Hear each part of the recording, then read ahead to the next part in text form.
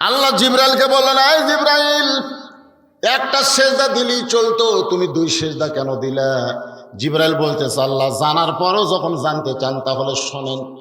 প্রথম সেজদা দিয়েছে আপনার হুকুমে, আর সেজদায় গিয়ে দেখতে পাই আদমের ভিতরে আপনাকে দেখা যায়।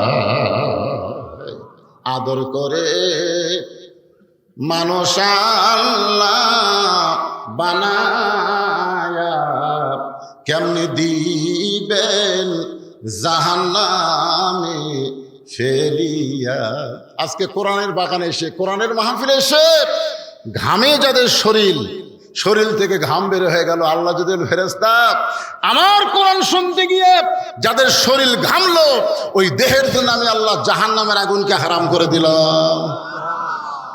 আমি কিন্তু বরেন্দা আলেম মাদ্রাসায় বলেছিলাম যে বৃষ্টি শুরু হয়ে গেল ভাই, এই বৃষ্টির পানিতে যারা ভিজবে ওই দেহের জন্য আল্লাহ জাহান্নামের আগুন হারাম করে দিল।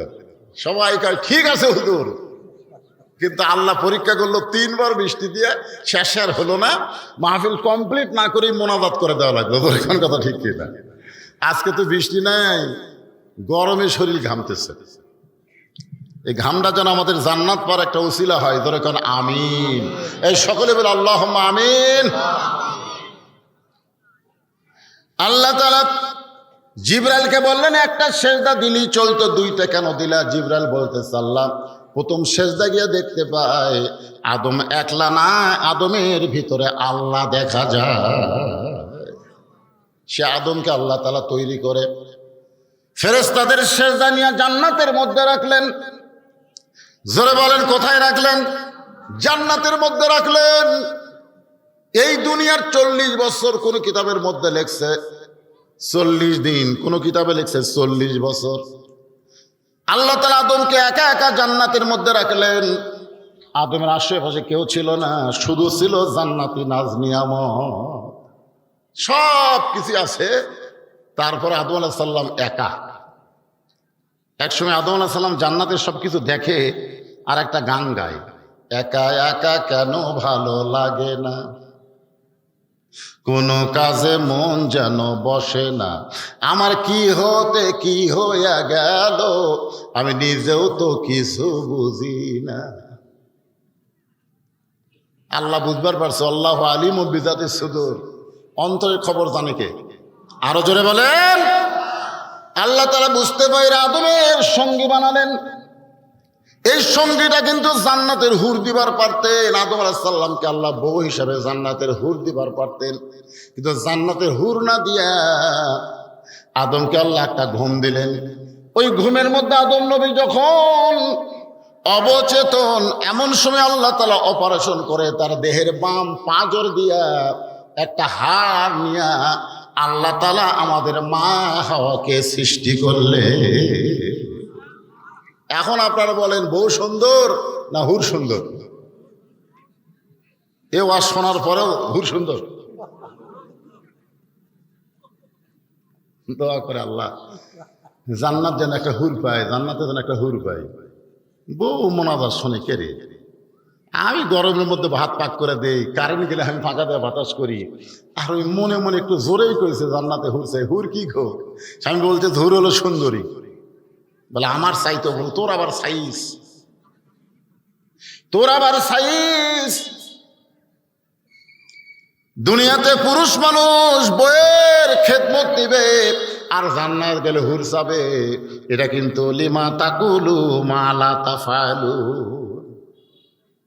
মুখের কথার সাথে আমলের কি নাই, মিল নাই। আমার মায়েরা যারা বসে আছেন একটু মনোযোগ দিয়ে শোনেন। আল্লাহ তাআলা মা হাওয়াকে সৃষ্টি করলেন, আদম আলাইহিস সালামকে আল্লাহ তাআলা চেতন করে দিলেন। চেতন হওয়ার সঙ্গে সঙ্গে আদম আলাইহিস সালাম 2খানা হাত বাড়ায় দিলেন, হাওয়ার দিকে 2খানা হাত বাড়ায় দিলেন। সর্বপ্রথম যিনি ইফটিজিং করেছেন তার নাম হলো আদম। এখন তার নাম কি? আদম বলতেছে এত সুন্দর, এটা কে রে? আয় আয় আমার বুগোতায়। আল্লাহ বলে আদম, আদম কি হচ্ছে? কিন্তু ফেরেশতারা তাকায় দেখে আল্লাহর কুদরতি মুখে হাসি ফুটে গেছে। সুবহানাল্লাহ। আল্লাহ বলে আদম কি হচ্ছে? তখন আল্লাহর কুদরতি চেহারায় হাসি। ফেরেশতাকে আল্লাহ আপনি হাসতেছেন কেন? আল্লাহ বলে আদম তখন হাওয়ার দিকে হাত বাড়াচ্ছে, তখনই বোঝা গেল আদম হলো পুরুষ মানুষ। আদম যদি হাওয়ার দিকে না হাত বাড়াতো তাহলে আদম হিজড়া হয়ে যেত। তোরে কোন কি হয়ে যেত? তাহলে রাস্তায় যদি সুন্দরী মেয়ে মানুষ দেখে আর ছেলেরা যদি কিছুই না কয় তাহলে বুঝবেন ওই হিজড়া। আর যদি সুন্দরী মেয়ে দেখে বলে সুন্দর নারী দেখলে পরে আমার দিল দেওয়ানা করে ওলে ওলে ওলে, তাহলে বুঝবেন ওই পুরুষ। সুবহানাল্লাহ কন না কেন? আপনারা বলেন তো সুন্দরী মেয়ে রাস্তায় দেখলে আপনাদের মন কিছুই কয় না?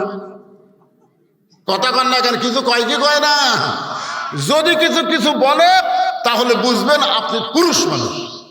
আর যদি কিছু না বলে তাহলে বুঝবেন আপনার মধ্যে পুরুষত্ব নাই। আল্লাহ বলে আদম তোমার জন্য হাওয়াকে আমি সৃষ্টি করেছি। আজকে তুমি শুনে, মাইকটা এরকম হলো কেন? আগে তো ভালোই আছিল। তোমার জন্য আদমকে হাওয়াকে আমি সৃষ্টি করেছি, আজকে শুনে নাও। আল্লাহর জন্য আদম আর আদমের জন্য হাওয়া। মাইক এরকম চেয়ার চেয়ার করতেছে, এরা কি অবায়টা নাই? এই যে চেয়ার চেয়ার করতেছে, এই জায়গায় কিন্তু মূল পয়েন্ট। আল্লাহর জন্য কে? আদম। আদম বোঝেন পুরুষ মানুষ। আল্লাহর জন্য কে? আদম। আর আদমের জন্য হাওয়া। হাওয়া কিন্তু আল্লাহর জন্য নয়, হাওয়া হলেন আদম পুরুষের জন্য। আজকে আমাদের বাংলাদেশের অবস্থা কি? নারীর জন্য পুরুষ না পুরুষের জন্য নারী? কথা কয় না। নারীর জন্য পুরুষ না পুরুষের জন্য নারী? আজকে অনেক বউ মার্কেটে গিয়া স্বামীর জন্য পাঞ্জাবির কাপড় কিনে, শার্টের কাপড় কিনে বউ মার্কেট করে আর স্বামী বাড়িতে ঘুম পাড়ে। একটু মনোযোগ দিয়ে শোনেন ভাইজান। আল্লাহ তাআলা ঘোষণা করলেন আদম আজকে তোমাকে জানাই দিলাম আল্লাহর জন্য আদম আর আদমের জন্য হাওয়া। সঙ্গে সঙ্গে আল্লাহ বললেন ওয়ালা তাকরাবা হাযিহিশ শাজারাতা ফাতাকুনা মিনাজ জালিমিন। 40 বছর আদম ছিল, এই কথা আল্লাহ কখনো বলেনি যে ওই গাছের কাছে যাইও না। কিন্তু যে হাওয়াকে সৃষ্টি করা হলো তখনই আল্লাহ বললেন সব গাছের কাছে যাও, খালি ওই গাছের কাছে যাইও না। কি বুঝলেন? এতদিন কিন্তু আল্লাহ আদমকে বলেনি যে ওই গাছের কাছে যাইও না, কিন্তু যে হাওয়াকে বানানো হলো তখন আল্লাহ বললেন ওই গাছের কাছে যাইও না। আদম আলাইহিস সালাম আল্লাহকে বলেন আল্লাহ যাব না, যাব না আল্লাহ, ওই গাছের কাছে যাব না। কিন্তু হাওয়া কিছুই কয় না। আদম বলে কে রে হাওয়া, আল্লাহ বলতেছে গাছের কাছে যাইও না, বলো যে যাব না। হ্যাঁ বলতেছে আপনিও যা আমিও তাই। আপনার বলেন তার মধ্যে পেঁয়াজ আছে না নাই? এজরকার আছে না না? হ্যাঁ, আল্লাহ রাসূল বলেছেন, রাসূলের হাদিস, মেয়েদেরকে কোনো ব্যাপারে নিষিদ্ধ করা হলে তার প্রতি মেয়েদের আকর্ষণ বাড়ে। মেয়েদেরকে যদি বলেন পর্দার মধ্যে থাকো, ওই বেপর্দা হওয়ার চেষ্টা করবে। মেয়েদেরকে যদি বলেন এটা করো না, সঙ্গে সঙ্গে এটা করার জন্য বাধ্য হয়ে যাবে। একটা গোপন কথা যদি বউকে বলেন যে কথা তার প্রকাশ করো না, এটা প্রকাশ করলে কিন্তু আমার ক্ষতি হবে, বউ বলতেছে আল্লাহর শপথ আমি কাউরে কম না। আবার একজন মেয়েকে বলে এই কথা কিন্তু আমার স্বামী নিষেধ করছে, কাউকে বলা যাবে না, শুধু তোমারে করলাম, তুমি যেন কাউরে করে না। শাশুড়ি আর বেটার বইয়ের গন্ডগোল মাঝে মধ্যে হয় কি হয় না? ধরে হয় কি হয় না? তো শাশুড়ি বেটার বউরে গালি দিয়া অন্য এক বাড়িতে গেছে বেড়াবার। ইতিমধ্যে এক ফকুরনি, মেয়েদেরকে আমরা ফকুরনি বলি, ভিক্ষা করার জন্য ঢুকছে। মা 4টা ভিক্ষা দাও। বেটার বউ বলে 4টা না 4 শের দেব, 4 শের। ফকুরনি কয় সারাদিন আমি 2 শের পাই না, তুমি ওর 4 শের দেবে কেন? বলে শাশুড়ি আমার গাল দেওয়া অন্য বাড়িতে বেড়াবার গেছে, এই সুযোগ আমি তোমার 4 শের চাল দিলাম, তুমি কাউরে করো না। ফকুরনির বেটি বলতেছে আল্লাহর শপথ কাউরে কমো না। একা যায় আর বলে আমার 4 শের চাল দেওয়া কয় কাউরে জান করে না, আমার কি ঠেকা পড়তে হবে, কাউরে কমো। রাস্তার একজন বলে ফকুরনির বেটি একা একা গল্প করেন, খবর কি? বলে ওই বাড়ির বেটার বউ আমার 4 শের চাল দেওয়া কয়েছে কাউরে জান করো না, আমার কি ঠেকা পড়তে বলা, আমি কাউরে কমো। সবাই বলতেছে, আবার বলতেছে কাউরে কমো না। আপনার বলেন তো, একটা ফকুন্নি একটা ব্যাগের চাল যদি সামাল দেওয়ার না পারে, তাকে যদি একটা গ্রাম দেন, একটা এলাকা দেন, ওই সামাল দেবার পারবি? এই কথা কন না কেন? কোনো কিছু দেওয়া হবে না, ওকে আপনি সামাল দেওয়া লাগবে। খুব খেয়াল করেন। এক সময় মা হাওয়া গন্ধম ফল খাইলেন, ইবলিস শয়তানের ওয়াসওয়াসায় আদমকেও খাওয়ালেন।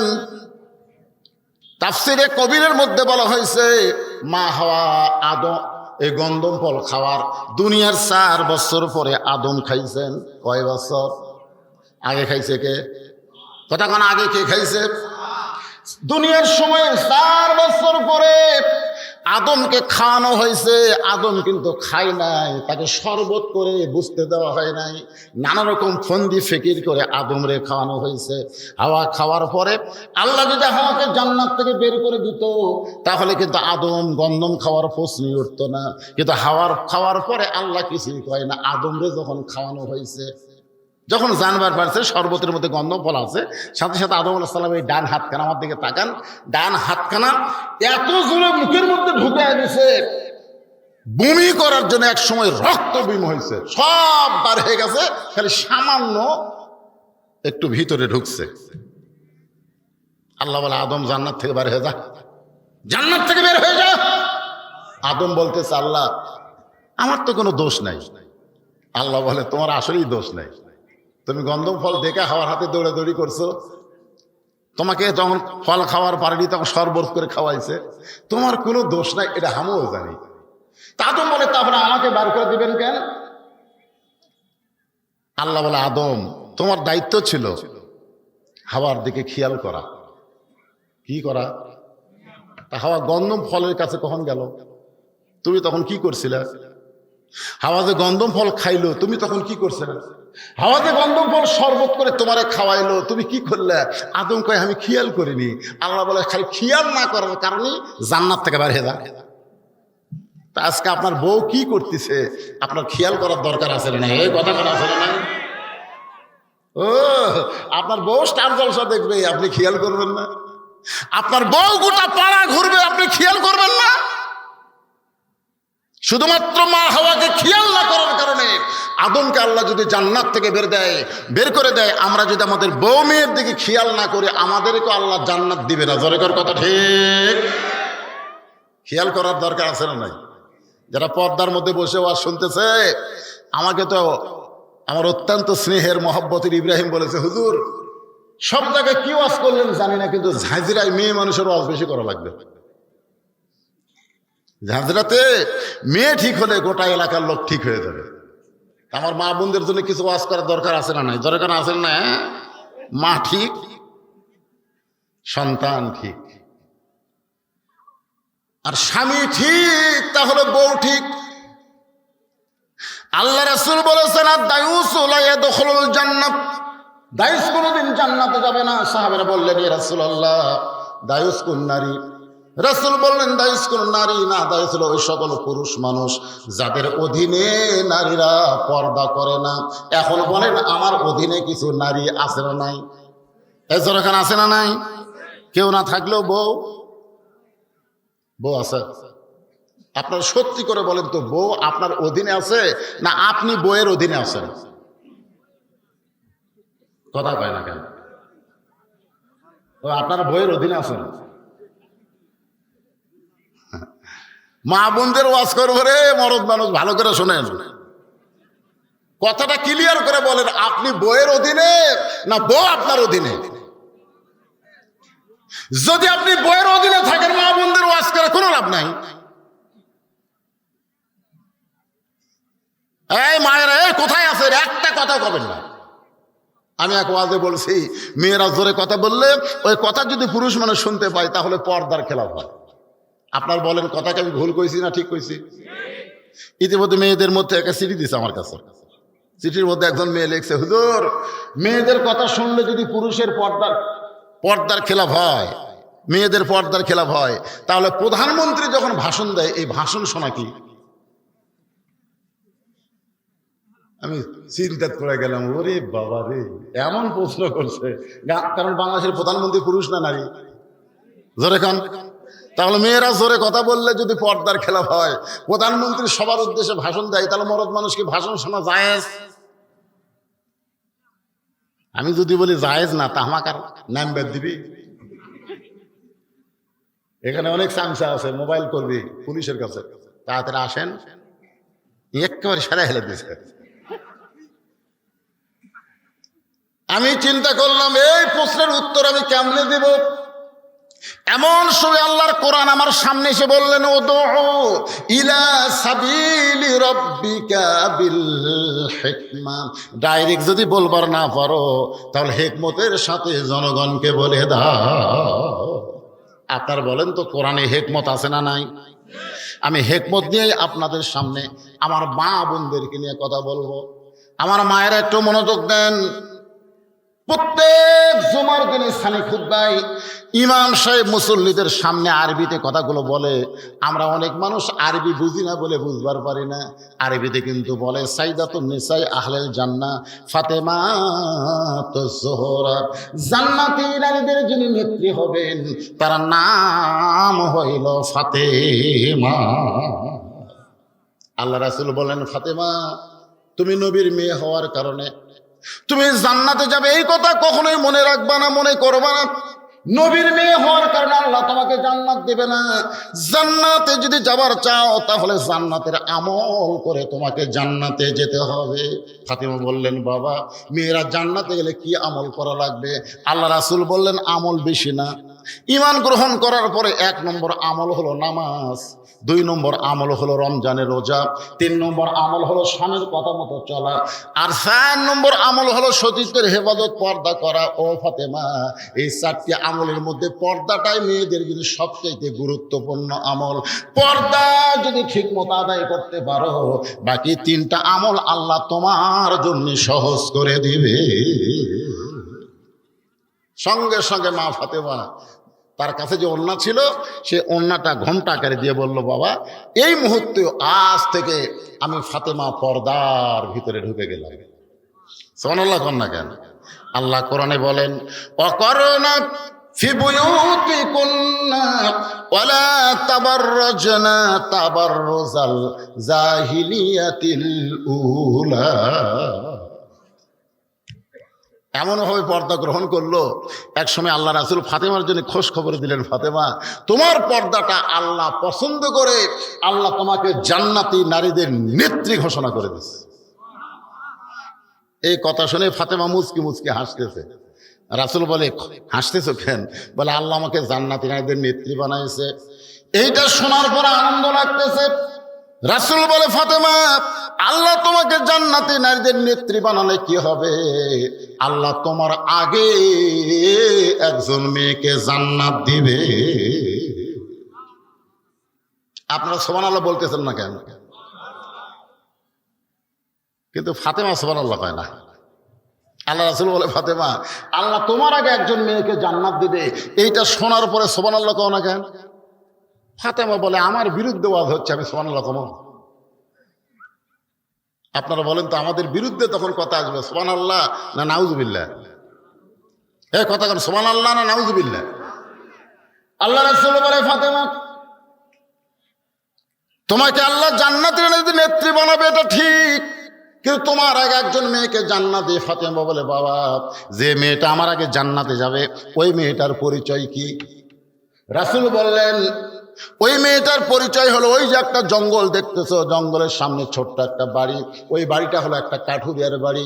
ওই কাঠুরিয়ার বিবি জামিলাকে আল্লাহ তোমার আগে জান্নাত দিবে। আপনারা সুবহানাল্লাহ কইলেও ফাতেমা সুবহানাল্লাহ কয় না। ফাতেমা একটু মন খারাপ করে বলে, বাবা সাধারণ একটা কাঠুরিয়ার বউ জামিলা আমি ফাতেমার আগে জান্নাতে যাবে এমন কি আমল করলো যে আমলটা আমিও করতে চাই? রাসূল বলেন, ফাতেমা কাঠুরের বউ জামিলা কি আমল করছে এটা আমি বলতে পারবো না, এটা তোমাকে তদন্ত করে জানতে হবে। এটা আমি বলতে পারবো না, এটা তদন্ত করা লাগবে। ধরে কারণ কি করা লাগবে?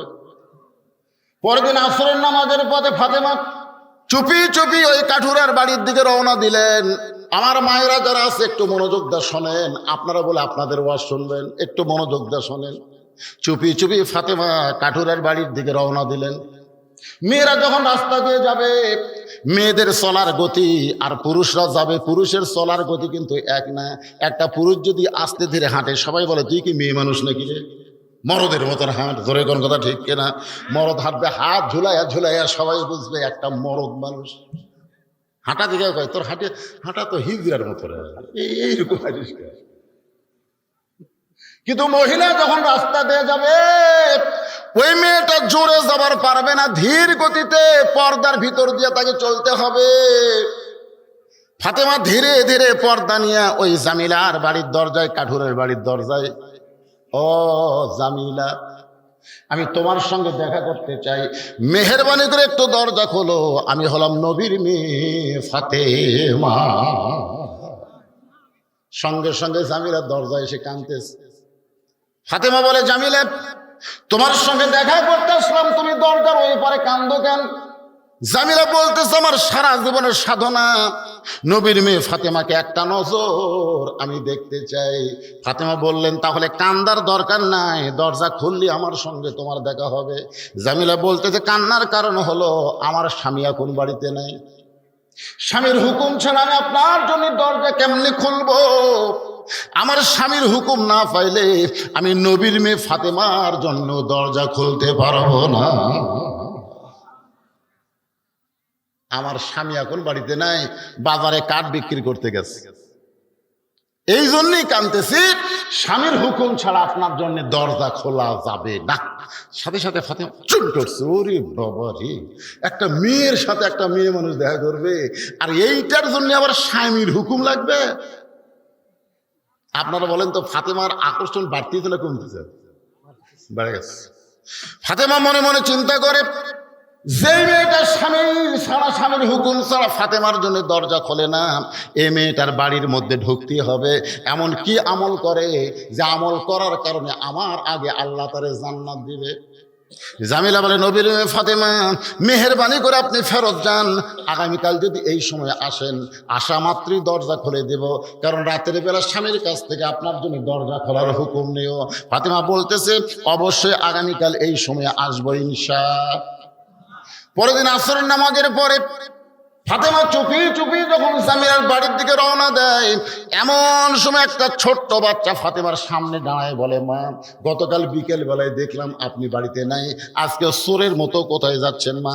আমি আপনার সঙ্গে যাবার চাই। ফাতেমা চমকে উঠলেন, এইটা যদি হাসান হইতো তাহলে বুঝান যাইতো, কিন্তু এইটা হলো হোসাইন, হোসাইনকে বুঝান যাবে না।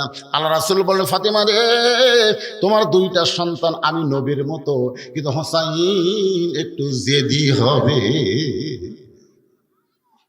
এই জেদি হওয়ার কারণে আব্দুল্লাহ ইবনে ওমরের কথা শুনে নাই, আব্দুল্লাহ ইবনে মাসুদের কথা শুনে নাই। তারা বলেছিল, হোসাইন আপনি কারবালায় যাবেন না, এদিকের লোক আপনাকে হত্যা করবে।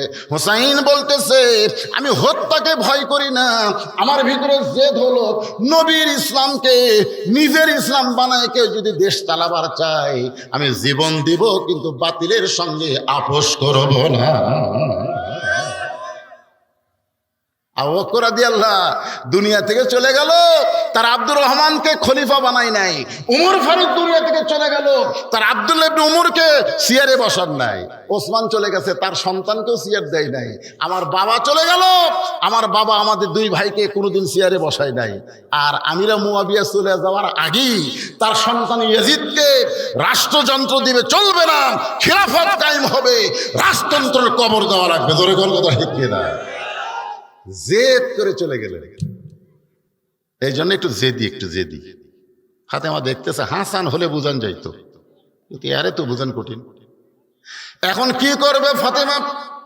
ছোট্ট হোসেনকে সঙ্গে করে ওই জামিলার বাড়ির দরজায় হোসেন বলতেছেন, মা, একটা ভাঙ্গা বাড়ির দরজা, আপনি গতকাল আইছিলেন, আজকে আইছেন, এই বাড়িতে এমন কি আছে মা যে আপনি এখানে আসেন? আমার বিশ্বাস দুনিয়ার সব মানুষ আমার মায়ের কাছে যাবে, আমার মা কারোর কাছে যাবে না। সুবহানাল্লাহ কন্যা জ্ঞান। এটা সন্তানের মায়ের প্রতি ভালোবাসা কম না বেশি? কথা কন, কম না বেশি? নিজের মায়ের প্রতি যদি ভালোবাসা থাকে, আমার বউ মায়ের কাছে যাবে কিন্তু আমার মা বউয়ের কাছে আসবে না। আজকে অনেক বউয়ের কাছে শাশুড়ি ঘুরতেছে, এরপরেও বউ কথা বলতেছে না। আপনি কেমন বেটা, আপনি কেমন ছেলে যে আপনার মা আজকে এতিম হয়ে গেছে আপনার বউয়ের কাছে, অনাথ হয়ে গেছে। একটু মনোযোগ দেবেন। নিজের শ্বশুরের জন্য শাশুড়ির জন্য ঈদুল ফিতরে জামা কিনছে, হাদিয়া পাঠায়, আর নিজের বাপ মার কথা খেয়াল নাই। এইরকম পাটা আছে না নাই? জরখান আছে না নাই? একটু মনোযোগ দিয়ে শুনবেন। আমার মায়েরা যারা পর্দায় আছেন, একটু মনোযোগ দিয়ে কথাগুলো শুনবেন। স্বামীর বাড়ির কাউরে পছন্দ করেন না, কিন্তু নিজের বাড়ির সবাইরে আপনি পছন্দ করেন। আপনার ভাই, আপনার বোন আপনার ভালো লাগে, কিন্তু আপনার স্বামীর কোনো আত্মীয় আপনার পছন্দ হয় না। সংসার আজকে অশান্তি হওয়ার পিছনে কারণ হলো একটাই, নিজের বাবার বাড়িকে পছন্দ করে কিন্তু শ্বশুরের বাড়ির পছন্দ করে না। এরকম বেটার বউ সমাজে আছে না নাই? ধরে এখন আছে না নাই? আসুন, যে কথা আপনাদের সামনে বলতে চাই। বলতেছেন, মা আপনি কেন আইছেন? মা এই বাড়িতে এমন কি আছে? এমন সময় ফাতেমা বলতেছে, জামিলা দরজা কি খুলবো না? জামিলা বলতেছে, 1 ঘন্টা হলে দরজা খোলার জন্য দাঁড়িয়ে আছে। ফাতেমা বলতেছে, তাহলে দরজা খুলে দাও। জামিলা বলতেছে, কে যেন কথা বলতেছে আপনার সাথে। ওই ছোট্ট বাচ্চাকে নিয়ে যদি আপনি ঢুকতে চান, তাহলে আজকের মতো আপনি ফেরত যান, কারণ আমার স্বামী শুধু আপনার ব্যাপারে দরজা খোলার হুকুম দিচ্ছে। আপনি একজন বাচ্চা নিয়ে আসবেন, ওই বাচ্চাকে বাইরে রাখতে হবে। বাচ্চা নিয়ে যদি আপনি আমার কাছে আসতে চান, তাহলে আজকের মতো আপনি ফেরত যান। সঙ্গে সঙ্গে হোসেন বলে, মা যেই মেয়েটা কথা বলতেছে আমার জন্য ঘরের দরজা খোলে না, এই মেয়েটা অত্যন্ত খারাপ মা, এই মেয়েটা কোনোদিন ভালো মেয়ে হতে পারে না। সঙ্গে সঙ্গে ফাতেমা হোসেনের কপালে চুম্বন দিয়ে বলে, বাবা তুমি যে মেয়েটাকে খারাপ বলতেছ, তোমার নানা বলেছে ওই মেয়েটা তোমার মায়ের আগে জান্নাতে যাবে। যখন কে বলছে? আল্লাহ বলছে, তোমার নানা কইছে। এখন বলেন তো, নবী যেই কথা বলে এই কথা কি নবী বলা? দলিল কি? আল্লাহর কোরআন, মা ইয়ানতিকু আনিল হাওয়া ইন হুয়া ইল্লা ওয়াহুন ইউহা। তুমি বলতেছো এই মেয়েটা খারাপ, এই বাড়ির মেয়েটা খারাপ, কিন্তু তোমার নানা বলেছে ওই মেয়েটা তোমার মায়ের আগে জান্নাত যাবে। সঙ্গে সঙ্গে হোসেন মায়ের হাত ধরে বলতেছে, মা তাহলে অজাতা এই দরজায় ঘুরে লাভ নাই, আসল জায়গায় যাওয়া লাগবে। অজাতা এই দরজায় ঘুরে কোনো লাভ নাই, আসল জায়গায় যাওয়া লাগবে। ধরে কোন কি জায়গা? ফাতেমা বলতেছে, আসল জায়গা কোনটা? হোসেন বলতেছে, আসল জায়গা হলো, মনে হে বড় আশা ছিল আমি যাব মদিনায়। সবাই বলেন, মনে বড় আশা ছিল আমি যাব মদিনায়। দিনাজপুরের লোকের আব্দুল আলিমকে বললো, আব্দুল আলিম ভাই আপনি মূর্খ মানুষ, আপনি গায়ক ভালো, সুর ভালো, কিন্তু আপনার এলেম নাই। এলেম যদি থাকতো তাহলে আপনি শুধু মদিনার কথা বলতেন না, আপনাকে বলা লাগতো মনে হে বড় আশা ছিল যাব মক্কা মদিনায়। আপনি মক্কার কথা বাদ দিয়ে মদিনার কথা বলেন। আব্দুল আলিম বলে, রে দুনিয়ার মুসলমানেরা শোনো, মদিনার মানুষটাকে তুমি যদি খুশি করতে পারো, তাহলে শুধু মক্কা না, মক্কার মালিক আল্লাহ পর্যন্ত তোমার উপরে খুশি হয়ে যাবে। আল্লাহ কোরআনে বলেছেন, কুল হে রাসূল আপনি বলেন, ইন কুনতুম তুহিব্বুনাল্লাহ ফাত্তাবিউনি, যদি আল্লাহকে পাওয়ার চাও নবীকে ইত্তেবা ছাড়া আল্লাহ পাওয়া যাবে না। ধরে কোন কথা ঠিক কি না? আপনাদের কাছে মক্কার দাম বেশি না মদিনার দাম বেশি? কিছু হেজাতি শায়েখবার আছে, এরা কয় কেউ যদি হজ করে দেয় মদিনার নাও যায়, তারপরেও তার হজ হবে। আজকে বাংলাদেশের সরকার যদি ঘোষণা করে বাংলাদেশের মুসলমানকে 2 জায়গার 1 জায়গা দেখার পারমিশন দেওয়া হবে, যারা মদিনায় যাবা তারা মদিনার টিকিট করো, যারা মক্কার যাবা তারা মক্কার টিকিট করো। যারা মক্কায় যাবা তারা মদিনায় যাবার পারবে না, আর যারা মদিনায় যাবা তারা মক্কায় যাবার পারবে না। আপনারা বলেন তো কোন টিকিট বিক্রি বেশি হবে? এ অন্তর থেকে কথাটা কোন রাখেন, কোন টিকিট? দেখা যায় মক্কার টিকিট বেচাই হয় না। ভাইজান আহা, মক্কাতে আল্লাহর কাবা ঘর, আর মদিনা আছে স্বয়ং রাসূল।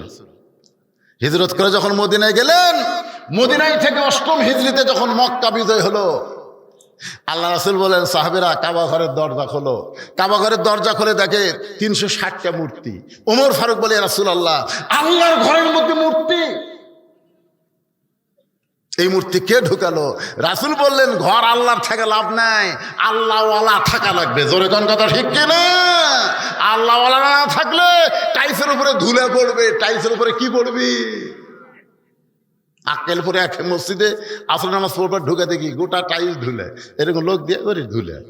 মুয়াজ্জিনকে বললাম, কে ভাই ঝাড় দেন না, এত ধুলে খেন? মুয়াজ্জিন বলে, হুজুর কি লাভ, আজান দিয়ে আকামত দিয়ে কেউ আসে না, তো খামাখা গোটা মসজিদ ঝাড় দিয়ে লাভ কি?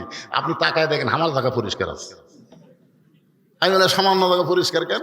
গামছার বাড়ি মারি ধুলে উড়ে দেয়, আল্লাহ আকবার নামাজ পড়ি, কেউ আসে না, খামাখা। মসজিদ আছে, কিন্তু মসজিদের পাশে যদি আল্লাহওয়ালা না থাকে, কাবা ঘর আছে, কাবা ঘরের পাশে যদি আল্লাহওয়ালা না থাকে, সে কাবা ঘরের মধ্যে মূর্তি ঢোকে। জোরে কোন কি ঢোক, কথা কর না কেন? একটু মনোযোগ দেবেন। হোসেন বলে, মা তাহলে কার্টুনের বইয়ের দরজায় ঘোরার দরকার নাই, আসল জায়গায় যেতে হবে।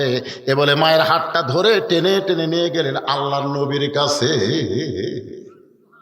রাসূল বলে, ফাতেমা তোর হাতটা ধরে আমার কাছে ও কেন নিয়ে আইছে? ফাতেমা বলতেছে, বাবা আমার কোনো দোষ নাই, বাবা আমার কোনো দোষ নাই। আমি একদিন গেছি স্বামীর হুকুম ছাড়া, দরজা খোলে নাই। আমি 2 দিন গেছি, হোসেন সঙ্গে থাকার কারণে দরজা খোলে নাই। দরকার হোসেনকে বাদ দিয়ে আমি আবার যাব, কিন্তু এই হোসেন আসল জায়গার কথা বলে তোমার কাছে আমার টেনে নিয়ে আসলো। বাবা আমার কোনো দোষ নাই। রাসূল বলে, হোসেন তোমার মাকে আমার কাছে কেন নিয়ে আইছো? হোসেন দৌড়ে গিয়া নানার হাত ধরে বলে, নানা ছোটবেলায় তোমার মাকে হারাইছো, নানা তুমি আমার মারে চিনো না, তোমার মা কেমন ছিল আমি জানি না, তবে আমার মাকে তুমি চিনো না। যদি চিনতে না তাহলে একটা কাঠুরের বইয়ের দরজায় আমার মাকে তুমি কোনোদিন পাঠাতা না। সুবহানাল্লাহ দেখেন। আপনারা বলেন তো, হোসেনের মাকে আল্লাহ নবী চিনে চিনে না? এজরজন সিরিকে চিনে না, কিন্তু হোসেন বলে, না না তুমি আমার মারে চিনো না। যদি চিনতে পারতাম তাহলে সাধারণ একটা কাঠুরের বইয়ের দরজায় আমার মাকে তুমি পাঠাইতা না। নানা গো, দুনিয়ার সব খবর আগে আল্লাহ তোমাকে দেয়, তোমাকে খবর না দিয়া আল্লাহ অন্য কাউরে খবর দেয় না। এই কথা বলতে গিয়ে কিন্তু তাহিরি সাহেব কইছে, আল্লাহর ধন নবী নিয়ে আল্লাহ আছে গায়েব হইয়া, নবীর ধন খাজা নিয়া শুয়া আছে আজমিরে, কেউ ফিরে না খালি হাতে, খাজারে তোর দরবারেতে। তাহিরে যদি শুধু বলতো আল্লাহর ধন নবী নিয়া আল্লাহ আছে গায়েব হইয়া, কথা 100% সত্য। কারণ আল্লাহ প্রকাশ না, আল্লাহ হলো গায়েব। আর আল্লাহর সব কিছু নিয়ামত আল্লাহ আমার নবীকে দান করেছে। এই পর্যন্ত কিন্তু ঠিক আছে, কিন্তু এর পরের লাইন হলো নবীর ধন খাজা নিয়া। নবীর ধন শুধু খাজা নেবে কেন? আল উলামা ওয়ারাসাতুল আম্বিয়া, সমস্ত আলেমরাই হলো নবীর ওয়ারিস। সে আলেমরা আপনাদের কি শিখায়? ইয়াকা নাবুদু ওয়া ইয়াকা নাস্তাইন। একমাত্র চাইতে হবে, পাইতে হবে কার কাছে? জবান খুলে বলেন, কার কাছে? খাজা বাবার দরবারেতে কেউ ফিরে না খালি হাতে। এই গানটা হলো শিরকি গান। ধরে কোন কি গান? আপনারা কার কাছে যাবেন? তেনা ফিরের কাছে? তো গাছও তো অত তেনা বান্ধা কেন? আচ্ছা, এত তেনা তেনা গাছের ডালে ডালে আপনার তেনা বানলেন কেন? আপনারা বলেন, ওই গাছ কে আছে? আছে ওই গাছ কেউ যদি কাটতে পারেন, বদর যুদ্ধের সওয়াব আল্লাহ দান করে দেবে। বদর যুদ্ধের সওয়াব। বদর যুদ্ধে বিজয় হওয়ার কারণে মুসলমান ইসলাম বুঝেছে, কাফের বেঈমানেরও বুঝেছে আল্লাহ কি। জোরে কোন কথা ঠিক কিনা? শিরক মারাত্মক পাপ। তেনা কিছু করতে পারে না, যা কিছু করে কে? সবাই জবান খুলে বলতে হবে, যা কিছু করে কে?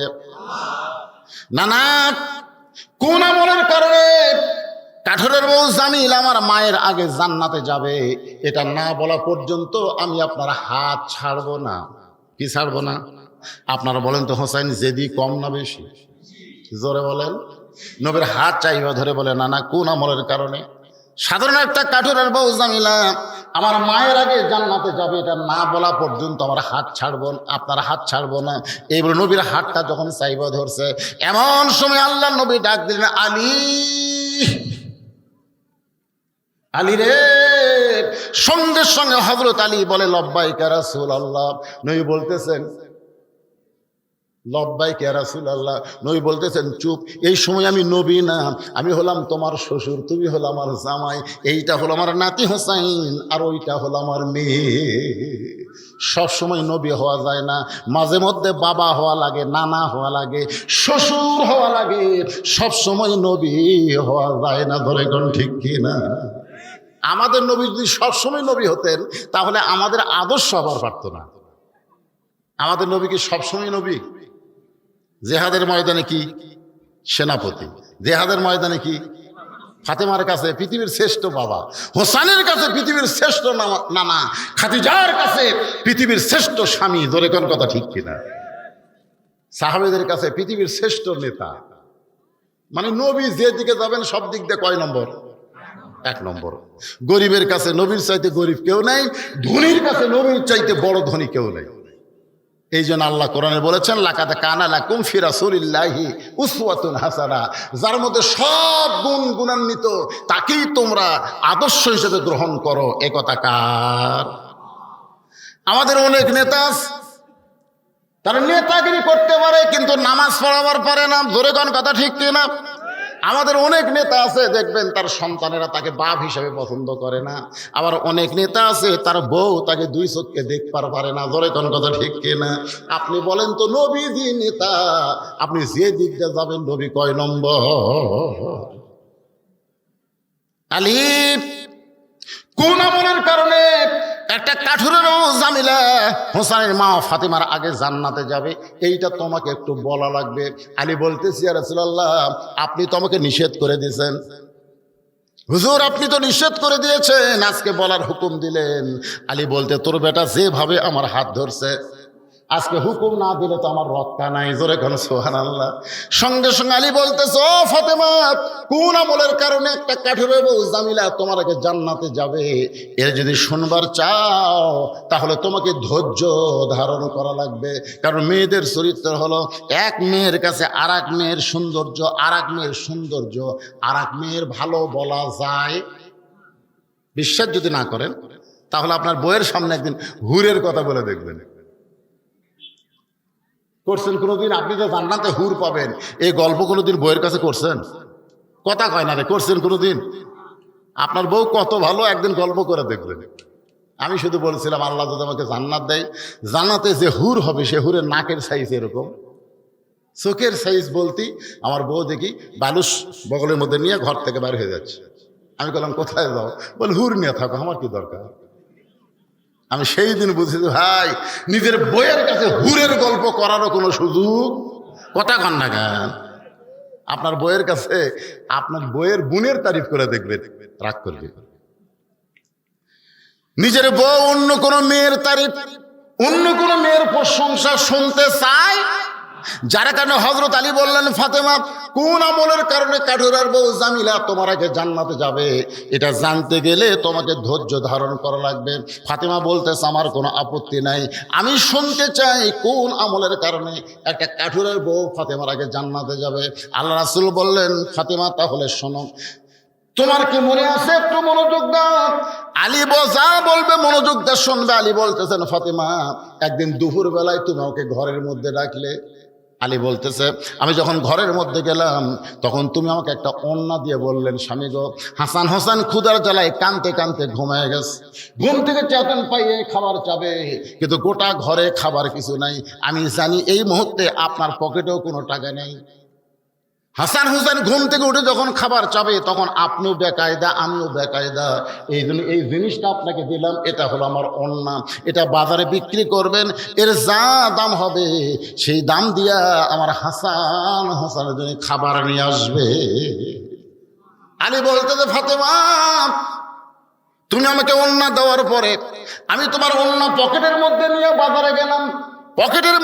বাজারে গেলাম, কারণ ফাতেমার ওন্না স্বামী নিয়ে বাজারে ঘুরতেছে, মনটা খালি বারবার বলতেছে ওন্না বের করে যদি বিক্রি করবার চাই, আর খরিদ্দার যদি বলে আলী এই ওন্না টাকার, আমি যদি বলি আমার বইয়ের, তখনই খরিদ্দার চিন্তা করবে যেই পুরুষ মানুষ বইয়ের জিনিস বেচা খায় এই পুরুষ হলো দুর্বল পুরুষ। ধরে কোন কি পুরুষ? আপনারা কি বইয়ের জিনিস বেচা খান? কথা কয় না। বেচা যদি খান আপনি কি দুর্বল। এখন জমি কিনবে, জমির দাম ৮০,০০০, টাকা আছে ৬০,০০০, ২০,০০০ টাকার জন্য জমি হচ্ছে না। ওর খালি একটাই চিন্তা, আমার জমির ধারের জমি এটা কেনাই লাগবে, কিন্তু টাকা যে ৬০,০০০ আছে ২০,০০০ নাই। দুপুরে বেলা হাত খাবার যায় থাকে, ওর বইয়ের গলাত মালা, ওর নজর খালি মালার দিকে। এই মালাটা কিন্তু ওই কিনে দেয়নি, ওর শ্বশুর কিনা মেয়ে দিছে। বিয়ের সময় অনেক বাবা মেয়ে দেয় না, এদের এখান দেয় কি দেয় না, এখন ওই মালার দিকে বারবার তাকায় আর বলতেছে হতে ওই মালার সাইজ আছে। এখন যে সুন্দর সুন্দর সোনার মালা নামছে রে, ওই পুরাতন মালা গলার দিয়ে ঘুরিস, তোর শরম নেই? ওই মালাটা খালি আমাকে দে, ওটা বেচে ২০,০০০ টাকা হবে, জমিটা কেনা হবে। আল্লাহর শপথ করে বলছে যে ভাত খাতে খাতে আগামী বছর ডবল সোনার মালা তোকে যদি আমি না দেই, হ্যাঁ মুসলমানের বাচ্চাই দেয়। এমন কথা বলছে, এখানে বউ গলার মালা খুলে স্বামী দিয়েছে, দাও ডবল দিবা, কিন্তু আল্লাহর শপথ ওই মালা বেচা জমি লিছে। মেয়েরা কিন্তু সব জায়গায় হিসাব না করলেও কত জায়গায় কিন্তু হিসাব ঠিক আছে, ধরে কারণ ঠিক কিনা। হ্যাঁ, ১ বছর পরে বল স্বামী গো, গত বছর মালা বিক্রি করে জমি নিলেন, ১ বছর হয়ে গেল, আমার ডবল দেওয়া লাগবে না, ওই রকম মালাই দেন। স্বামী বলছে তুমি আমার কাছে আসো আসো আসো আসো। যে বউ কাছে আসছে, তুমি মালা কার জন্য করবে? কত তুমি তো গলাত মালা দিবা, কে দেখবি? বজরুশি তো ওয়াজ করছে, মেয়েরা কেবলমাত্র এক ব্যক্তির জন্য সাজতে পারবে, সেই ব্যক্তি হলো তার স্বামী। স্বামী ছাড়া অন্য কারোর জন্য সাজাই জায়েজ নাই। এখন তুমি বলো, তুমি তো গলাত মালা দিয়ে ঘুরবে, কে দেখবে? তোমার স্বামী তো দেখবে। কিন্তু মালা ছাড়া যদি তোমাকে ভালো লাগে তো মালার কি দরকার আছে রে? বউ মনে মনে কে আচ্ছা সিটার রে, এরকম কোন সিটার মার্কা স্বামী আছে না? ধরে করে আছে না? নাই, বইয়ের জিনিস বেচা খায়। হযরত আলী চিন্তায় পড়ে গেলেন, এই ওন্নাটা বের করে যদি বিক্রি করতে চাই, আর খরিদ্দার যদি জিজ্ঞাসা করে কার ওন্না, আমি যদি বলি আমার বইয়ের ওন্না, তাহলে খরিদ্দার মনে মনে চিন্তা করবে আলী দুর্বল পুরুষ, বইয়ের জিনিস বেচা খায়। আলী বলেন ফাতেমা রে, গোটা বাজার ঘুরতেছি, তোমার ওন্না বের করে বেচার সাহস পাই না। এমন সময় এক খরিদ্দার আমাকে সালাম দেয়, বলে আলী ভাই আপনি মনে হয় কিছু বিক্রি করবেন। আমাকে যখন বলতেছে আপনি মনে হয় কিছু বিক্রি করবেন, আমি আলী চমকে গেলাম। আমি বিক্রি করব কোন জিনিস, এইটাই এই খরিদ্দার কেমনে করে জানে? আমি তাকায় দেখি খরিদ্দার একটা ব্যাগ বের করে ওইটা ফাঁক করে ধরে আছে। আমি পকেট থেকে ওন্না বের করে যখন ব্যাগের মধ্যে দিলাম, ওই খরিদ্দার একটা বারও ব্যাগের দিকে তাকাইলো না। আমার ৬টা দিরহাম দিয়ে খরিদ্দার কোথায় যেন চলে গেল। আলী বলতেছেন ফাতেমা, আমি ৬টা দিরহাম পাই এক দৌড়ে খাবার দোকানে গেলাম। দোকানদারকে বললাম ভাই জান, আমার হাসান হোসেন ক্ষুধার জ্বালায় কাঁদতেছে, কাঁদতে কাঁদতে ঘুমিয়ে গেছে, ঘুম থেকে উঠলেই খাবার চাবে। এই ৬টা দিরহামের যে খাবার হবে তাড়াতাড়ি আমাকে খাবার টোপলা করে দাও। আলী বলে ফাতেমা রে, দোকানদার খুব তাড়াতাড়ি করে ৬ দিরহামের খাবার যখন টোপলা করে আমার হাতে দিবার চায়, আমি ৬টা দিরহাম দিব, টোপলা খানা নিব।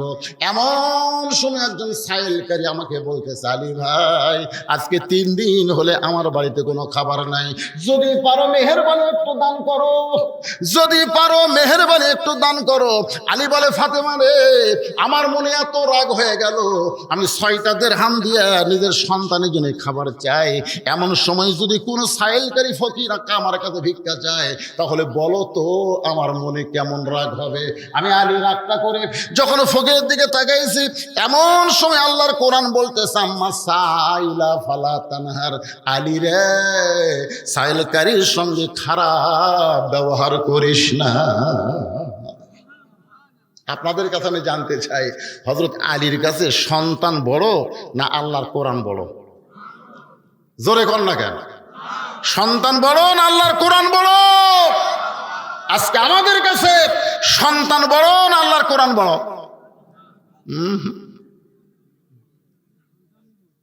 সন্তানই বড়। আল্লাহ কোরআনে বলেন, ইন্নামা আমওয়ালুকুম ওয়া আওলাদুকুম ফিতনাত, নিশ্চয় তোমাদের সম্পদ আর তোমাদের সন্তান হলো তোমাদের বিপদের কারণ। আজকে বেশি সম্পদ থাকার কারণে আপনি বিপদের মধ্যে পড়ে গেছেন, আবার সন্তান খারাপ হওয়ার কারণে আপনি জাহান্নামী হবে। যে বাবা একলা নামাজ পড়ে, ছেলে নামাজ পড়ে না, আপনার বলেন তো এই বাবাকে জান্নাতে যাবে? কেন যাবে না? আল্লাহ কোরআনে বলেন, কু আনফুসাকুম ওয়া আহলিকুম নারা, জাহান্নামের আগুন থেকে যদি বাঁচতে চাও তাহলে একলা বাঁচলে হবে না, তোমার আহাল পরিবারকে নিয়ে বাঁচতে হবে। আমার বাবাজিরা, সন্তানকে যদি ভালো করতে চান, রাসূল বলেছেন 7 বছর বয়স থেকে নামাজের তালিম দাও, 10 বছর থেকে জোর করে নামাজ ধরো।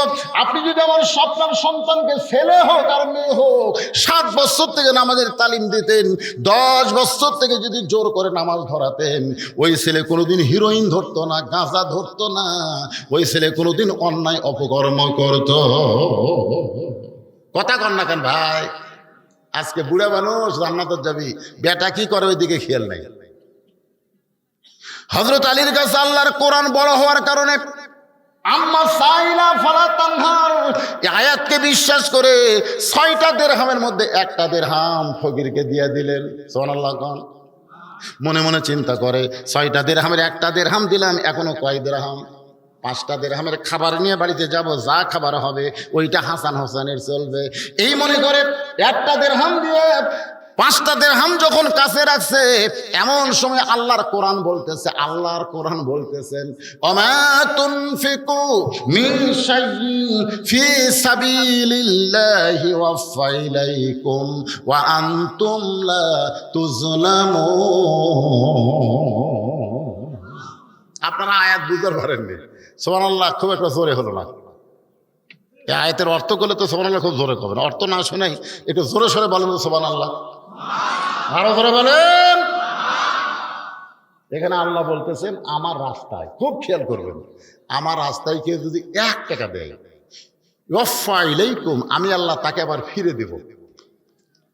আপনি যদি 1 দেন, আল্লাহ ফিরে দেবে। আপনি বলেন তো, আপনি 1 দিলেন, আল্লাহ 1 টাকা দিবে? আল্লাহ বলতেছেন দুনিয়াতে কমপক্ষে তোমাকে 10 গুণ বেশি দেওয়া হবে, আর আখিরাতে টাকা না পয়সা না, এই দানের বিনিময়ে তোমাকে জান্নাত দেওয়া হবে। আল্লাহর কোরআনের আয়াতকে কারা কারা বিশ্বাস করেন? 2 হাত তোলা, আল্লাহ দেখান তো যারা বিশ্বাস করেন। আর যারা করেন না হাত তোলেন না। ওই দেখেন 2 বাচ্চা কিন্তু ঘুরতেছে, তার মধ্যে হাত তুলছে। এটা কি দেখা দেখি? বিশ্বাস করে না দেখা দেখি? আমার কাছের লোক হাত তোলে, আমি না তুললে কেমন হয় রে ভাই? টান করে তোলেন তো দেখি। লিল্লাহি তাকবীর। যারা বিশ্বাস করলেন কোরআনের আয়াত, ওমা তুনফিকু মিন শাইইন ফি সাবিলিল্লাহি ওয়াফা ইলাইকুম ওয়া আনতুম লা তুজলামুন, তাদের কাছে 5টা মিনিটের জন্য একটু ব্যাগ যাবে। 10 টাকা দিলে আপনি 100 পাবেন, 100 টাকা দিলে আপনি 1000 পাবেন, একই পাবেন।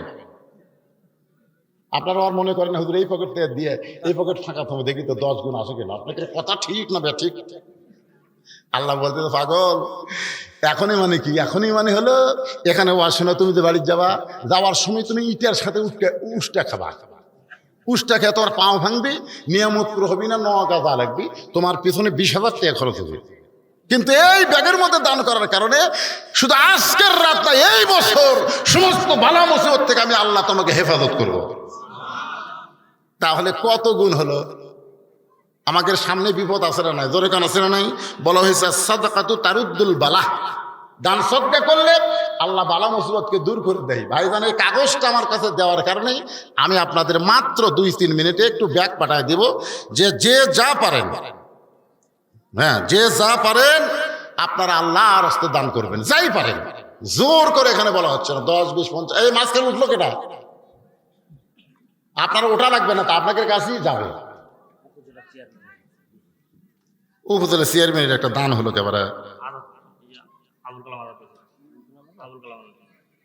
ও আবুল কালাম, সেটা উপজেলা চেয়ারম্যান, তো বলা লাগবে না। পরে কবে আমি টাকা দিয়ে আসলাম, আমার নামই করলো না।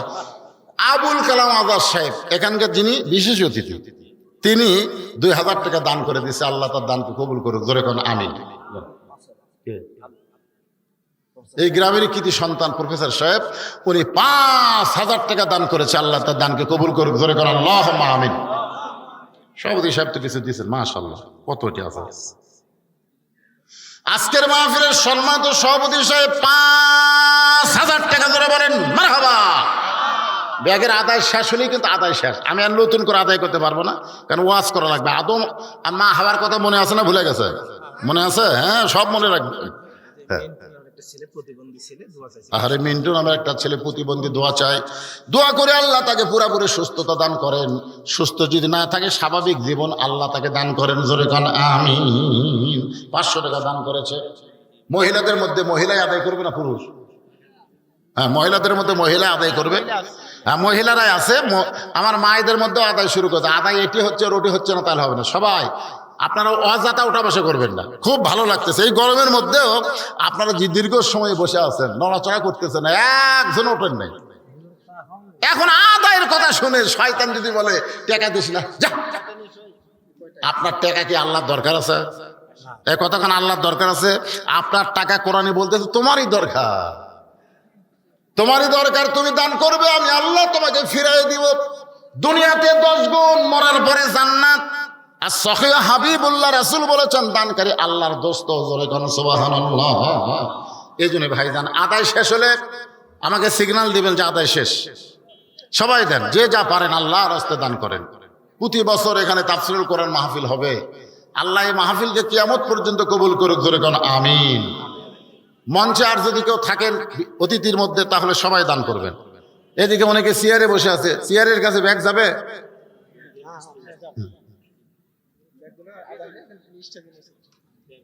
হ্যাঁ, স্টেজে আসবেন, ব্যাগ লিয়ে অন্য সাইডে যাওয়া চলবে না বাদান, সব স্টেজে চলে আসবেন। একটু জিকির করেন, লা ইলাহা ইল্লাল্লাহ, জোরে সুরে লা ইলাহা। কে রে, কলেমার জিকির করতে কি অলসতা লাগতেছে? মহব্বতে লা ইলাহা ইল্লাল্লাহ, লা ইলাহা, লা ইলাহা ইল্লাল্লাহু মুহাম্মাদুর রাসূলুল্লাহ। আল্লাহর কোরআন বলতে চালি রে, তুমি আল্লাহর রাস্তায় যা দান করবে আল্লাহ তোমাকে কয় গুণ দিবে? জোরে কোন কয় গুণ? তুমি সাইলকারীকে 1 টাকা দিলে আল্লাহ তোমাকে 10 টাকা দিবে।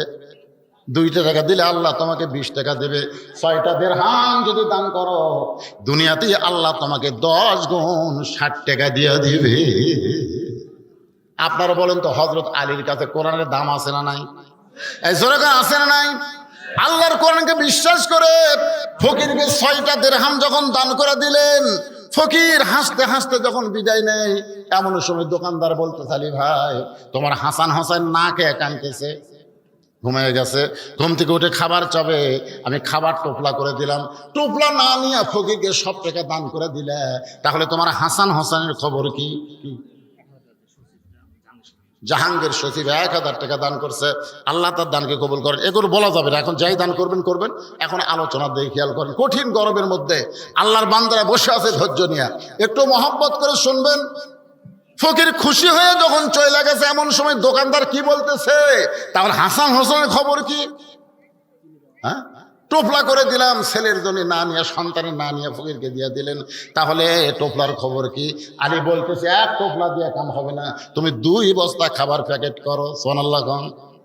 আপনারা বলেন তো, হযরত আলী যে বলতেছে সামান্য টোপলা দেওয়া হবে না, 2 বস্তা খাবার প্যাকেট করো, আলী কোথায় টাকা পাবে? আল্লাহর প্রতি অগাধ বিশ্বাস, আল্লাহর কোরআন অনুযায়ী আল্লাহ তাকে 10 গুণ দিবে। এখন কিভাবে দিবে এইটা চিন্তা করার দরকার আমাকে রে, আমাকে আছে নাই? এবার দেখেন, তামের গাছে যে হারে মুকুল ধরছিল, মুকুল বোঝেন, তামের গাছে মুকুল বোঝেন না, এখন আর আম আছে কি রে?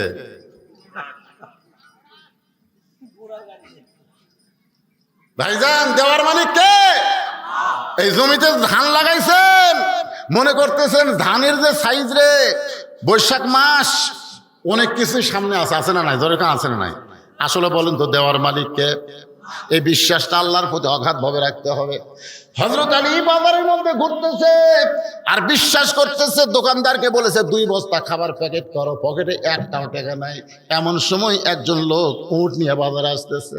আলী ডাকতে, আলী ভাই উটটাকে কিনবেন নাকি? আলী বলতেছেন 1 টাকাও পকেটে নাই, তোমার উটটা কেমনে কিনবো বলো? উটওয়ালা বলতেছে 100 দিরহামে বাকি দিয়ে উটটা কিনেন, বিক্রি করে আপনি টাকা দিবেন, সেইটাও কি পারবেন না? আলী বলতেছে এইটা পারা যাবে, বিক্রি করে টাকা দেওয়া। জোরে কোন, কি করে টাকা দেওয়া? 100 দিরহাম বাকিতে উটটা নিয়ে হযরত আলী যেই মাত্র উটের বাজারে, এমন সময় চারিদিক থেকে খরিদ্দার ঘিরে ধরে বলতেছে, আলী ভাই কবে থেকে উটের ব্যবসা শুরু করলেন? কারণ আপনি হলেন পৃথিবীর সবচাইতে জ্ঞানী। জ্ঞানী ব্যক্তিরা কোনোদিন উটের ব্যবসা করে না, এত জ্ঞানী ব্যক্তি হয়ে আপনি উটের ব্যবসা করতেছেন। সমস্ত খরিদ্দার যখন আলীকে দেখে কৌতূহল করতেছে, এমন সময় এক খরিদ্দার কাছে গিয়ে বলে, আলী ভাই বাজারে আপনাকে বেশিক্ষণ থাকতে দেওয়া যাবে না, উটটার দাম কত নেবেন? আলী বলতেছে, যে হারে মানুষ আমাকে ঘিরে ধরছে, আমি উটের কি দাম চাবো তুমি একটা চিন্তা করে বলো। খরিদ্দার বলতেছে 160 দিরহাম দিলে কি চলবে? চুপ করছে। কত কইছে? 160 দিরহাম দিলে কি চলবে? আলী তার হাতে উটটা দিয়ে 100 দিরহাম নিয়ে, যেই বেটা 100 দিরহামের বাকি উটটা দিয়েছিল তার কাছে 100 দিরহাম দিয়া যে 60টা দিরহাম নিয়ে দোকানের মধ্যে গেছে। দোকানদার বলতে 2 বস্তা প্যাকেট করে চিন্তা করতেছে আপনি কি নিবার পারবেন? আলী বলতে দাম কত? খাদ্যের দোকানদার বলে 60 দিরহাম দিলেই চলবে। আলীর কাছে কয় দিরহাম আছে? 60টা দিরহাম দোকানদারকে দিয়ে 2 বস্তা কান্দে নিয়ে হযরত আলী ফাতেমার দরজায়, এ মায়েরা যারা পর্দার অন্তরালে একটু মনোযোগ দিয়ে শোনেন, ফাতেমা জানলা দিয়ে তাকায় দেখে অন্য বিক্রির টাকা দিয়ে বড় জোর 1 টোপলা খাবার হবে, কিন্তু স্বামীর কান্দে কয় বস্তা? এজোর এখন কয় বস্তা? দরজায় একটু ভিড়ানো ছিল, এবার ফাতেমা দরজা খিল মারা দিল। আলী বলতে, ফাতেমা তাড়াতাড়ি দরজা খোলো। ফাতেমা বলতে, দরজা খোলার আগে জানতে চাই 2 বস্তা কোথায় পেলেন? অন্য বিক্রি করে টাকা দিয়ে বড় জোর 1 টোপলা খাবার হবে, আপনি 2 বস্তা কোথায় পাইলেন? যতক্ষণ আপনি না বলবেন ততক্ষণ আমি দরজা খুলবো না। আলী বলে, ফাতেমা আগে দরজা খোলো, আরামের সাথে তোমার কাছে গল্প করতে চাই। ফাতেমা বলতেছে, আগেই খুলবো না, হারাম না হালাল এটা আগে জানা লাগবে। তুমি স্বামী 1000 টাকার চাকরি করো, 10,000 টাকার চাকরি করো, বেতন পাও মাত্র 10,000, আর বাসা ভাড়া লাও 20,000। সবাই কিনে 1 কেজি গরুর গোস্ত, ওই কিনে 5 কেজি ইলিশ মাছ। এত বাজারে টাকা কোথায় পাও? বউ হিসাবে স্বামীর কাছে প্রশ্ন করার দরকার আছে না নাই? প্রত্যেকটা বউ যদি ফাতেমার মতন হইতো, আমাদের বাংলার স্বামীগুলো ঘুষ খাবার পারতো না। জোরে গান কথা ঠিক কিনা? বউ জানি না ইলিশ নিয়ে গেছে, বউকে কে গো তুমি টাকা তো কোথায় পাও? তুই জানিস না আমি টাকা লাগাছি রে, আমি টাকা লাগাছি, শতকরা 10 টাকা। এর নাম কি? আপনার এলাকার সুদ আছে? আল্লাহ রাসূলের সুদের পাপের কথা বলতে গিয়ে 3 বার মুখ ধরছে, বলবার সুদের সবচাইতে নিম্ন পাপ। সাহাবেরা বলে, হুজুর সুদের বড় পাপের কথা না বলতে নিম্ন পাপের কথা বলতে যে আপনি 3 বার মুখ ধরেন। আল্লাহ রাসূল বলে, বলি কেমনে? বলি কেমনে? সাহাবেরা বলে, হুজুর আপনি না বললে আমরা পাবো কেমনে? রাসূল বলেন, তাহলে শোনার জন্য প্রস্তুত হও, আগে মোটামুটি মানসিকভাবে সাইজ হও। সবাই যখন সাইজ হয়েছে তখন আল্লাহ নবী বলতেছেন, সুদের সর্বনিম্ন পাপ হলো যে সুদের 1 টাকা খায়, নিজের মায়ের সাথে 42 বার জিনা করার গুনাহ হয়। এবারে নাউজুবিল্লাহ আসতে করেন, খান নাকি? খান, আপনারা খান? বাংলাদেশের কোনো পাগলকে যদি বলা হয় তোর মা বিয়ে করবি, এ কথা কোন করবে? একটা পাগলাও মা বিয়ে করবে না। আর যে বেটা সুদের টাকা খায়, রহ রহ মায়ের সঙ্গে জিনা করার গুনাহ হয়। আর সুদের সবচাইতে বড় পাপ হলো আল্লাহর সঙ্গে যুদ্ধ করা। নমরুদ যেমন আল্লাহর সঙ্গে যুদ্ধ করেছিল, পারছে নাকি? এই কথাক্ষণ পারছে নাকি?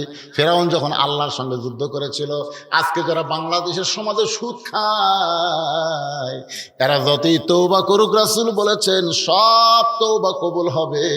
মানুষ খুন করার তওবা করলে আল্লাহ মাফ করে দিবে, জিনা করলে তওবা যদি করে আল্লাহ মাফ করে দিবে, নামাজ পড়ে নাই বেনামাজি তওবা করে নামাজ ধরলে আল্লাহ মাফ করে দিবে। কিন্তু একটা পাপ তওবা করলেও আল্লাহ মাফ করবে না। এটা পাপটা হলো যারা সুদ খায়, যারা সুদ দেয়, তারা তওবা করলে আল্লাহ মাফ করবে, কিন্তু যারা খায় তাদের তওবা করলেও আল্লাহ মাফ করবে না। যাদের কাছ থেকে সুদের টাকা নিয়েছে, যতক্ষণ তাদেরকে ফেরত না দিবে। আপনারা কি রাগ করলেন? তো কিছুই কর না পারে। যারা সুদের টাকা খাসে, যার কাছ থেকে নিছে, তাকে ফেরত না দেওয়া পর্যন্ত আল্লাহ মাফ করবে, তওবা করলেও। একটু মনোযোগ দেন। ফাতেমা বলে, স্বামী গো, অন্য বিক্রি করে টাকা দিয়ে বড় জোরে এক টোপলা খাবার হবে, আপনি 2 বস্তা খাবার কোথায় পাইলেন? যতক্ষণ না বলবেন ততক্ষণ আমি দরজা খুলব। আলী বলতে, তো ফাতেমা আরামের সাথে বলবো, অনেক লম্বা কথা, একটু দরজা খোলো, আমি একটু ঢুকতে চাই। ফাতেমা বলতেছে, না বলা পর্যন্ত দরজা খুলবো না। সঙ্গে সঙ্গে আল্লাহর কোরআন বলে, আলী রে, তুই স্বামী হয়ে তোর বউকে বলতেছিস, এর বউ যখন তোর দরজা খোলে না, তুই কি জানিস না রে আলী, আল্লাহ কোরআনে বলেছেন, আর রেজালু কাওয়ামুনা আলান নিসা, পুরুষেরা নারীদের উপরে থাকবে। ফাতেমা যদি দরজা না খোলে আর অনুরোধ করিস না। 2 বস্তা খাবার কান্দে নিয়ে ফাতেমা দরজা না খোলার কারণে হযরত আলী চলে গেছে নবীর দরবারে। নবী তখন বসেছিলেন, কিন্তু আলীর কান্দে 2 বস্তা খাবার দেখে নবী খুশি হয়ে আলীর কাছে এসে 2 বস্তা নিজের হাতে যখন নামায় নেয়, আল্লাহর বান্দা আলী বলতেছে, ইয়া রাসূলুল্লাহ, আপনি কত ভালো, কিন্তু আপনার মেয়ে ভালো না। নবী চমকে বলতে, কি কইলি? আলী বলতে, হুজুর আপনি কত ভালো, আমার কান্দে বস্তা দেখে আপনি কোনো প্রশ্ন না করে বস্তা নামাই নিলেন, কিন্তু এই 2 বস্তা নিয়ে আপনার মেয়ে ঘরের দরজা খোলে নাই। আপনি ভালো, কিন্তু আপনার মেয়ে তো ভালো না। রাসূল মুসকে হাসিতে বলে, আলী রে, ফাতেমা যদি দরজা খুলতো তাহলে তুই কি আমার কাছে আসতি? ফাতেমা যদি দরজা খুলে দিত, তুই কি আমার কাছে আসতে? আলী বলতেছে, না, আসতাম না। নবী বলে, আলী রে, ফাতেমা দরজা খুলে দে, তুই তো আমার কাছে আসতি না, আর না আসার কারণে তুই 3টা জিনিসও জানতে পারতি না। 1 নম্বর হলো, আলী বলতে পারিস তোর কাছ থেকে অন্যটা কিনেছে সেই খরিদ্দারের পরিচয় কি? আলী রে, তুই কি বলতে পারিস যেই ফকির তোর কাছে ভিক্ষা নিয়েছে সেই ফকিরের পরিচয় কি? যে তোর কাছে উট বিক্রি করলো আবার কিনলো, তার সম্পর্কে তোর কি জানা আছে? আলী বলতেছে, রাসূলুল্লাহ, আল্লাহ এবং নবী ভালো জানে, আমি আলী জানি না যতক্ষণ আপনি না বলবে। আল্লাহ রাসূল বলে, আলী রে, যেই খরিদ্দার তোর কাছ থেকে ফাতেমার ওড়না কিনেছে সেই খরিদ্দার দুনিয়ার কোনো মানুষ না, সেই খরিদ্দার হলেন স্বয়ং আল্লাহ। কারণ ফাতেমা পর্দা নিশি। দুনিয়ার কোনো মানুষ ফাতেমার ওড়না দেখুক, দুনিয়ার কোনো মানুষ ফাতেমার ওড়না লাইয়া চাইয়া কিনুক, এটা আল্লাহর পছন্দ হয় নাই। কারণ পর্দা নিশি নারীকে আল্লাহ এত ভালোবাসে, ফাতেমার ওড়না কেনার জন্য আল্লাহ জান্নাতের একটা ফেরেশতাকে মানবরূপী খরিদ্দার বানায়া আল্লাহর পক্ষ থেকে 6টা দিরহাম দিয়া ওই ফেরেশতার মাধ্যমে ওড়নাটা কিনে আল্লাহ জান্নাতের মধ্যে যত্ন করে রাখা দিয়েছে। সঙ্গে সঙ্গে হযরত দাঁড়িয়ে বললেন, এ রাসূলুল্লাহ, যে ফকির আমার কাছ থেকে ভিক্ষা নিল এই ফকিরের পরিচয় কি? রাসূল বললেন, আলী রে, যেই ফেরেশতা তোর কাছ থেকে খরিদ্দারে ওড়না কিনে আল্লাহরে দিল, আল্লাহ ওই ফেরেশতাকে বলল, ও ফেরেশতা, যা যা ওই আলীর কাছ থেকে ফকির হয়ে 6টা দিরহাম নিয়ে আয়। ফেরেশতা বলতেছে, আল্লাহ ইয়ার কি করেন, ইয়ার কি করেন? আল্লাহ গো, 6টা দিরহাম আপনি দিলেন, সেই 6টা দিরহাম নিয়ে আলী খাবার দোকানে গেছে। আমার আল্লাহ ডাক দে বলেন, লিয়াবলুয়াকুম আইয়ুকুম আহসানু আমালান ওয়া হুয়াল আজিজুল গফুর। সবাই বলেন, আদর করে মানুষ আল্লাহ বানায়া কেমনি দিবেন জাহান্নামে ফেলিয়া। আপনারা বলেন তো ফেরেশতার কোনো রাগ আছে? ফেরেশতার কোনো মেয়ে মানুষ দেখলে লোভ হয়? ফেরেশতার ফেরত খিদা লাগে? দুই ফেরেশতা একদিন আল্লাহ করেছিল, আল্লাহ আপনি নিষেধ করলাম এই মানুষ বানান না, এরা যে কি দুনিয়াতে যায় ফেতনা ফাতাত গন্ডগোল অপকর্ম করে সব নষ্ট করে দিল। আল্লাহ বলে তোদেরকে যদি মানুষ করে পাঠায় তোরা কি করবি? ফেরেশতা খালি পাঠা দেখেন, খালি পাঠা দেখেন ইবাদত কাক কয় আপনাকে দেখে দেবেন। আল্লাহ দুই ফেরেশতাকে মানব রূপে দুনিয়াতে 40 দিনের হায়াত দেওয়া পাঠালেন। এই দুইটা ফেরেশতার নাম হলো হারুত আর মারুত। যেরকম নাম কি? হ্যাঁ, মানুষের চেহারা করে মানব রূপে ওই 6টা জিনিস ভিতরে ঢুকে। 6টা জিনিস, 6টা বোঝেন? ষড়রিপুর নাম শুনছেন? ষড়রিপু কে রে? আপনারা বোঝেন না, না কথা কন না? গিয়াছিলাম ভবের বাজারে, 6 চোরাতে চুরি কইরায় আল্লাহ ধরলো আমারে। যারা চুরি করলো খালাস পাইলো, আমায় দিল জেলখানা। আল্লাহ উপায় বলো না, জনম দুঃখী কপাল পোড়া মানুষ আমি একজনা। আল্লাহ যদি আমাদের মধ্যে কাম, ক্রোধ, লোভ, মদ, মাৎসর, হিংসা এই 6টা রিপু যদি আমাদের মধ্যে না দিত, আমরা ফেরেশতাদের চাইতেও কোটি গুণ ভালো হতাম। ধরে কোন কথা ঠিক কি কথা? ফেরেশতার খিদে নেই। মেয়ে মানুষ দেখলে ফেরেশতার মন কিছুই করে না, কিন্তু আমাদের পেটত খিদে আছে। একটা মেয়ে মানুষ দেখলে, টাকা পয়সা দেখলে লিভার মন চাইকে চায় না, লোভ।